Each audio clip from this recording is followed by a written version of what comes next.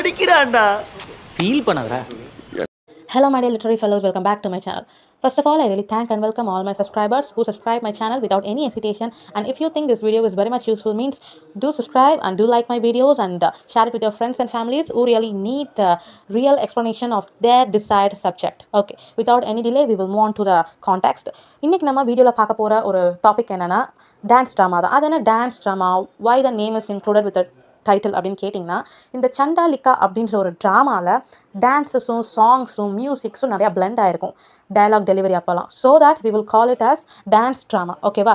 இந்த dance ட்ராமாவோட original name என்னென்னா ரித்ய நாட்டியா. NRITYA ரித்ய நாட்டியா NATYA. ஓகேவா? இதை 1933 பெங்காலி லாங்குவேஜில் எழுதியிருக்காங்க ரவீந்திரநாத் டாகூர். இதை பெங்காலி டான்ஸ் ட்ராமா அப்படின்னும் சொல்லலாம். ஓகே, 1938 இதை ஃபர்ஸ்ட் பப்ளிஷ் செஞ்சுருக்காங்க.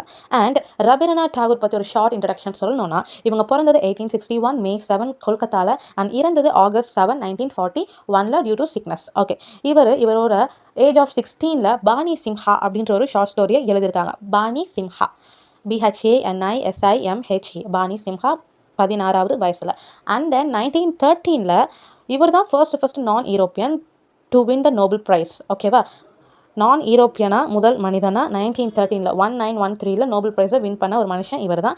அண்ட் இவர் ரொம்ப ஃபேமஸ் எதுக்குன்னா, நம்மளோட இந்தியன் நேஷனல் ஆந்தம் இருக்கிற ஜனகணமன அதை எழுதிருக்கிறது இவங்க தான், ரவீந்திரநாத் டாகூர் தான். ரவீந்திரநாத் டாகூரோட அப்பா யாருன்னா ரவீந்திரநாத் டாகூர். இவர் வந்து ஒரு philosopher, scholar and he is mostly interested and curious and vigorous in the movement Brahmo Samaj அப்படின்ற ஒரு இயக்கத்தில் ஒரு இம்பார்ட்டண்டான ஆளாக இவங்க அப்பா இருந்திருக்காங்க. ஓகே, இப்போ இந்த ட்ராமா பற்றி பார்க்கலாம். இந்த ட்ராமாவில் மொத்தம் 4 கேரக்டர் மட்டும்தான் இருக்காங்க. யாருன்னா பிரகிருதி, இவங்க தான் ஹீரோயின். அண்ட் ஆனந்த், இவர் வந்து ஒரு மாங்க்னா என்ன, துறவி. ஓகேவா? மாயா அப்படின்னு ஒருத்தவங்க இருக்காங்க. மாயான்றது பிரகிருத்தியோட அம்மா. இந்த பிரகிருதி வந்து ஒரு யங் ஏஜ் கேர்ள், ரொம்ப பெர்செப்டிவான கேர்ள், ஸ்லேயர். அதாவது பெர்செப்டிவ்னா நிறைய எமோஷன்ஸ், ஒரு டீனேஜில் இருக்கிற ஒரு கேர்ள் அப்படின்னு வச்சுக்கலாம். அண்ட் தென் பிரின்ஸ் வந்து அங்கங்கே ஒரு இளவரசர்னு மட்டும்தான் இருக்குது, அவங்க பேர்லாம் இல்லை. ஸோ அப்படின்ற ஒரு ஆள் அங்கங்கே இந்த ட்ராமாவில் வருவாங்க. ஓகே, இந்த பிரகிருதி அப்படின்ற ஒரு கேர்ள் ஒரு மதியான வேலையில், நல்லா வெயில் ஏறின ஒரு வேலையில் மரத்து கீழே கிணத்தடியில் உட்காந்துருக்காங்க. அப்போ அவங்க உட்காந்துருக்கும் போது தூரத்தில் பார்க்குறா யாரோ ஒருத்தவங்க வாக் பண்ணி வராங்க. இவ பார்த்தோன்னா யாரோ வராங்கடா அப்படின்னு தான் பார்க்குறா. வரது யாருன்னா ஒரு மாங்க்னா என்ன சொன்னேன், அனைத்தையும் துறந்த ஒரு துறவி அப்படின்னு சொன்னால. அவர் வந்து என்ன இவள்கிட்ட சொல்கிறாங்கன்னா, எனக்கு குடிக்க கொஞ்சம் தண்ணி தா அப்படின்றாங்க. இவ ஒன்றும் ஷாக் ஆகிட்டா. நான் வந்து தீண்டத்தகாத இனத்தை சேர்ந்த ஒரு பொண்ணு, என்கிட்ட தண்ணி வாங்கி குடிச்சிங்கன்னா அது மகா பெரிய பாவம், அது வந்து ஒரு அக்கிரமம் அப்படின்றா. அவர் ஒன்றும் ஷாக் ஆகிட்டா. ஏய், வாட் இஸ் திஸ், என்ன பேசிகிட்டு இருக்கிற, நீயும் ஒரு ஹியூமன் பீயிங், நானும் ஒரு human being, so there is no discrimination அப்படின்றார், எந்த பாகுபாடுகளும் இல்லை அப்படின்ற. இவ உடனே சொல்கிறான், இல்லை அப்படிலாம் இல்லை, இது இப்படி தான், நான் வந்து இந்த ஜாதியை சேர்ந்த ஒரு ஆள், ஸோ வந்து என்ன எல்லாரும் ஒதுக்குவாங்க, என்கிட்ட எது வாங்கி சாப்பிட்டாலும் அது மிகப்பெரிய பாவம் அப்படின்பா. பட் ஆனந்த் வந்து புத்திசமாக ஃபாலோ பண்ணுற ஒரு ஆள், புத்தாவோட ஃபாலோவர். அவர் வந்து எல்லாருமே சமம், ஆல் ஆர் ஈக்குவல், எல்லாருமே ஈக்குவல் ரெஸ்பெக்டில் ட்ரீட் பண்ண தான் படணும் அப்படின்னு ஸ்ட்ராங்காக சொல்கிற ஒரு ஆள். அவர் தான் இவளோட ரிடம்ஷனுக்கு காரணமாக இருக்கார். அதாவது இவளோட செல்ஃப் ரியலைசேஷனுக்கு, ஒரு புத்தி மாறுறது, அதாவது மனசில் ஒரு மாற்றம் வர்றதுக்கு காரணமே இந்த ஆனந்த் தான். அவர் என்ன சொல்கிறாருன்னா, still you are a human being, I am also human being and all water is pure அப்படின்றார். அதாவது எல்லா தண்ணீரும் எல்லா நீரும் பியூராக தான் இருக்குது, தெளிவாக தான் இருக்குது. நீ ஒரு ஹியூமன் பீயிங்காக, நான் ஒரு ஹியூமன் பீயிங்காக இருக்கிற வரைக்கும் எதுவுமே கெடுதல் இல்லை, ஆல் ஆர் ஈக்குவல் அப்படின்றாங்க. இவ வந்து அப்படி ஷாக் ஆகிட்டா. ஏன்னா ஃபர்ஸ்ட் இப்படி யாருமே சொன்னதில்லை, நீங்கள் தான் இப்படி சொல்கிறீங்க அப்படின்னு இவ ஷாக் ஆகிட்டா. இவ ஒன்று என்ன பண்ணுறா, ஓகே அவர் இவ்வளோ சொன்னதுக்கப்புறமா இவளும் அவங்களுக்கு குடிக்க தாகத்தை தணிக்க கொஞ்சம் நீரும் மொண்டு கொடுக்குறா. அவர் அதை குடிச்சிட்டு போயிட்டார். இவ வீட்டுக்கு வந்தோடனே என்ன சொல்கிறாங்க, மட்டும் அம்மா இந்த மாதிரி நான் ஒரு ஆளை பார்த்தேன், அவர் வந்து ஒரு மாங்கு புத்திஸ்ட்டு, அவர் இந்த மாதிரி என்கிட்ட தண்ணி வாங்கி குடிச்சாரு, எனக்கு அவரை ரொம்ப பிடிச்சிருச்சு, நான் அவரை லவ் பண்ணுறேன் அப்படின்ற. அவங்க அம்மாவுக்கு ஷாக்கு. அவர் ஒரு நார்மல் பீப்புளாக இருந்தால் கூட பரவாயில்ல, அவர் ஒரு மாங்க் புத்திஸ்ட், அவரை போய் நம்ம தீண்டத்தகாத ஜாதியை சேர்ந்த ஆட்கள், நம்ம எப்படி, நீ அறிவு இருக்கிற மாதிரி தான் பேசுறியா, புத்தியோட தான் பேசுறியா, உனக்கு சுய நினைவு இருக்குதா, இல்லை நீ என்ன ஆகிட்ட கோமால இருக்கியா, வாட் இஸ் திஸ்மா அப்படின்றாங்க. இவ உடனே அப்போல்லாம் இல்லை, எனக்கு என்ன ஆனாலும் எனக்கு ஆனந்த் தான் வேணும், நான் ஆனந்தை தான் கட்டிப்பேன், எனக்கு வந்து அவரை ரொம்ப பிடிச்சிருக்கு, என்கிட்ட இந்த மாதிரி யாருமே பேசினதில்லை, ஒரு ஃபஸ்ட்டு மனுஷன் அவர் தான், என்னை பார்த்தா ஆல் ஆர் ஈக்குவல், உனக்கும் சுயமரியாதைலாம் இருக்குது, இந்த உலகத்தில் எல்லாருமே காமன் தான், எல்லாரையும் மரியாதையோடு தான் நடத்தணும் அப்படின்னு மிகப்பெரிய ஒரு விஷயத்தை எனக்கு சொன்னது அவர் தான். அதனால் அவர் தான் நான் கட்டிப்பான், அவர் தான் எனக்கு வேணுன்ற ஸ்ட்ராங்காக இருக்கா. அதாவது நான் தான் சொன்னல, வந்து ஒரு டீனேஜில் இருக்கிற ஒரு கேர்ள், அந்த ஏஜில் இருக்கும் போது அறிவு கொஞ்சம் கம்மியாக தான் வேலை செய்யும். பட் அதுக்கு பதிலாக இந்த எமோஷன்ஸ்லாம் ரொம்ப மிக்ஸ்டு எமோஷன்ஸ்லாம் ரொம்ப வேகமாக இருக்கும். அதாவது இந்த காதல்னு சொல்கிறத விட மோகம் தான் ஜாஸ்தியாக இருக்கும்.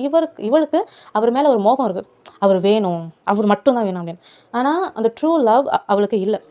அவங்க அம்மாவும் என்னவோ சொல்கிறாங்க, சொல்லிக்கிட்டே இருக்காங்க, இது தப்புமா, நோமா, இது வந்து டோட்டலி ராங்கு, இது வந்து சாபமாயிடும், நம்ம செத்துருவோம், என்னென்னமோ சொல்கிறாங்க. அவங்க அம்மா உடனே சொல்கிறாங்க, ஒரு எக்ஸாம்பிளுக்கு, நீ இதே மாதிரி தான் ஒரு தாட்டி கிணத்தண்டையில் இருக்கும் போது நம்ம ஊர் ராஜகுமாரன் கூட வந்தார்ல, அதாவது பிரின்ஸ் அவரும் வந்தார்ல, நீ இருக்கிறத பார்த்துட்டு அவர் அப்படி தானே போயிட்டாரு, உன் கிட்ட கூட வந்து நிற்கலைல்ல, அந்த மாதிரி தான் எல்லாரும், நம்ம வந்து இந்த ஜாதியில் சேர்ந்தவங்க, நமக்கும் இதுக்கு இந்த சம்மந்தமும் இல்லை அப்படின்னாங்க. இவளுக்கு வந்து அதெல்லாம் காதலே விழல. இவ வந்து அவங்க அம்மா ஃபோர்ஸ் பண்ணுறா, நீ அந்த மாங்கை எப்படியாச்சும் கண்டுபிடிச்சி கொண்டு வா, எனக்கு அவர் தான் வேணும் மம்மி அப்படின்றா. அவங்க அம்மா நான் என்ன பண்ணுறது அப்படின்றா. இவ உடனே சொல்கிறா, பிளாக் மேஜிக் பண்ணுமா, பிளாக் மேஜிக் பண்ணுமா. என்ன பிளாக் மேஜிக்னா அந்த சூனியம், தந்திரம், வசியம், அதுதான். அவங்க அம்மா அதில் கொஞ்சம் ஸ்கில்ஃபுல்லான ஆள். அதனால இவ சொல்கிறா, இந்த மாதிரி பண்ணுமா பண்ணுமா, எனக்கு அவர் வேணுமா பண்ணுமா அப்படின்றா. இவங்க அம்மா அது ரொம்ப தப்பு மாதிரி, எந்த விதத்தில் போய் முடியும்னு யாருக்குமே தெரியல அப்படின்றாங்க. இவ அதை பற்றி கண்டுக்கவே இல்லை, எனக்கு அவர் தான் வேணுன்றா. அவங்க அம்மா பற்றி அடுத்தடுத்த வரப்போகிற கான்சிக்வன்சஸ் பற்றி இவ யோசிக்கவே இல்லை. இவளுக்கு ஒரே விஷயம், எனக்கு ஆனந்த் வேணும், ஆனந்த் வேணும், ஆனந்த் வேணும். அவங்க அம்மா என்ன சொல்கிறாங்க, ஆனந்த் வந்தால் ஆனந்தமே போயிடுமான்றாங்க. அவளுக்கு அதை பற்றி எந்த கவலையும் இல்லை, ஆனந்த் தான் வேணும். சரி, அவங்க அம்மா மக இவ்வளோ கேட்குறா, என்ன இருந்தாலும் ஒரே பொண்ணு அப்படின்னு ரொம்ப ஒரு பாசத்தின் மிகுதியில் சரி நான் பண்ணுறேன், பிளாக் மேஜிக் பண்ணுறேன். ஆனால் அதுக்கு ஒரு கண்டிஷன் என்னென்னா, ஒரு கண்ணாடி இருக்கிறோம், அந்த கண்ணாடி முன்னாடி இவன் நின்று டான்ஸ் ஆடிக்கிட்டே இருக்கும்.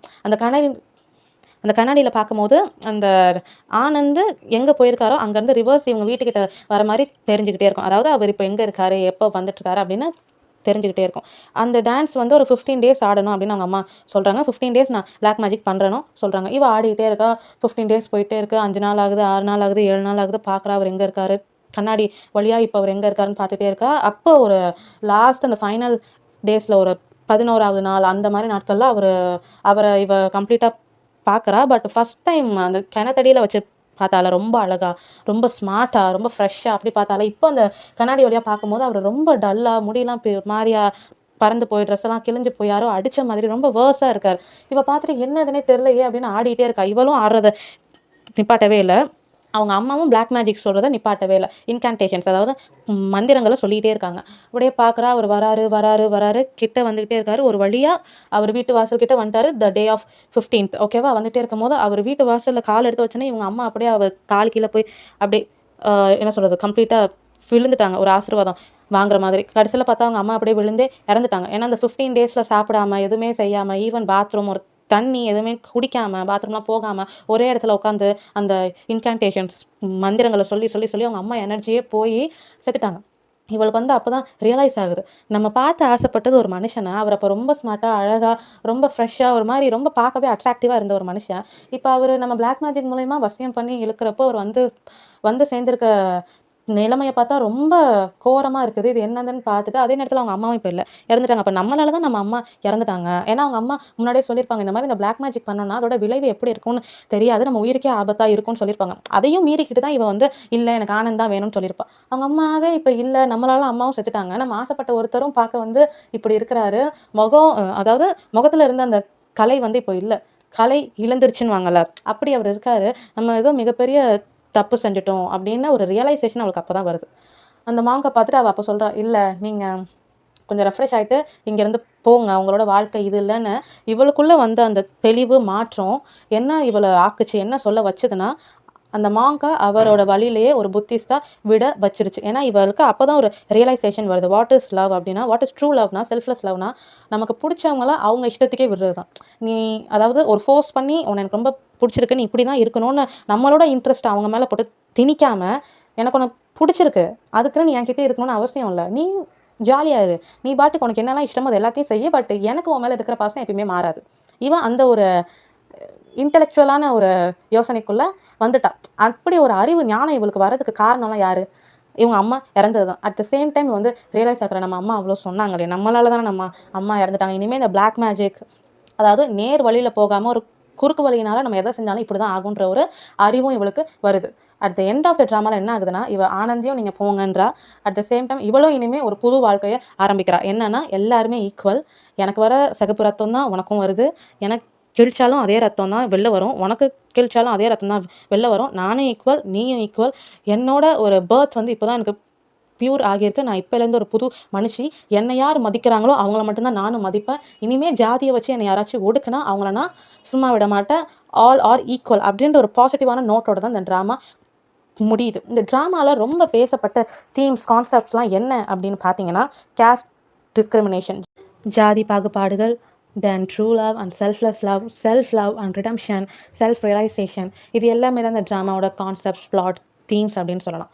ரவீந்திரநாத் டாகூர் எதை வந்து எக்ஸ்ப்ளோர் பண்ணி ரொம்ப ரீடர்ஸ்க்கு சொல்லணும்னு நினச்சிருப்பாருன்னா, ஜாதின்றது ஒன்றும் இல்லை, மனுஷனாக ஏற்படுத்திக்கிட்ட ஒரு விஷயம் தான். அதாவது அவனோட சுய லாபத்துக்காகவும் சுய இன்பத்துக்காகவும் அவன் ஏற்படுத்தின ஒரு விஷயம் தான் இந்த ஜாதி. நீ நல்லா இருக்கக்கூடாது, அட் த சேம் டைம் நான் சூப்பராக இருக்கும், நான் எப்பயுமே ஒரு ஹைட்டில் ரிச்சாக இருக்கணும், நான் ரிச்சாக இருக்கணும்னா எனக்காக நீ உழைக்கணும், உன்னோட உழைப்பை நான் சுரண்டணும், இதுக்காக அமைக்கப்பட்டது தான் இந்த ஜாதி. ஸோ இந்த ஒட்டுமொத்த ட்ராமாலையும் இந்த ஜாதியை மையமாக வச்சு தான் இருக்கும். என்ன பெரிய ஜாதி, எனக்கு கிழிச்சாலும் வர ரத்தம் சிகப்பு தான், உனக்கும் வரது சிகப்பு தான், so what is this caste அப்படின்னு அது ஃபுல்லாகவே இருக்கும். அதுதான் ஆனந்த் அழகாக சொல்லியிருப்பார், சின்ஸ் ஐ ஆம் a human being, you are also human being and all water is pure அப்படின்னு சொல்லியிருப்பார். நானும் மனுஷன்தான், நீயும் மனுஷி தான், எல்லா நீரும் தூய்மையாக தான் இருக்குது, எல்லாமே தெளிவாக தான் இருக்குது, எந்த கசப்பும் எதுலேயுமே இல்லை. இந்த ஜாதின்ற ஒரு தேவையில்லாத விஷயத்த மனுஷன் ஏற்படுத்தி வந்து மனுஷனோட மண்டையிலையும் அறிவுலையும் புகுத்துறது தான் தேவையில்லாத விஷயம். அதை தான் அழகாக சொல்லியிருப்பாங்க. ஸோ ஐ திங்க் இந்த ட்ராமா அவங்க எல்லாருக்கும் ஒரு செல்ஃப் ரியலைசேஷனை கொடுத்துருக்கணும்னு நினைக்கிறேன். And I hope and I believe. So இது வரைக்கும் நீங்கள் யாராச்சும் இந்த ஜாதி, மதம் இது எல்லாமே தான் ரொம்ப பெருசு, மற்றது எல்லாமே ரொம்ப சின்னது, ஜாதியை தான் முக்கியமாக வச்சுட்டு நான் இருப்பேன் அப்படின்னு இருந்தீங்கன்னா, ஸோ ப்ளீஸ், அதெல்லாம் தேவையில்லாத விஷயம். நம்ம படைக்கப்பட்டதுக்கான காரணம் என்ன, சந்தோஷமாக இருக்கணும், அது மட்டும் தான் முக்கியம். So be happy, make everyone happy. Okay, thank